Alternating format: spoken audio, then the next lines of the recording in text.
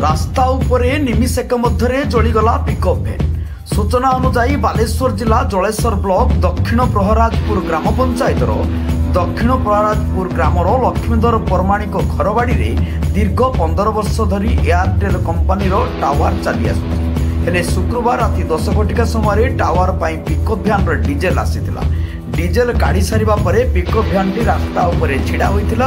हेले शनिवार भोर 3 घटिका समय कौनसी कारणरू पिकअप भ्यान निया लगी पिकअप भ्यानटी संपूर्ण जली जाइथिला। निया लगी जाइथिबा देखि ग्रामवासी दौड़ी आसीथिले, हेले निया को आयत्त करि पारि नथिले। फल पिकअप भ्यानटी पोड़ी पाउंस हो जाइछि। तबे एथि केही आहत होई नथिबा बेले निया लागिबार कारण जणा पड़े नाही।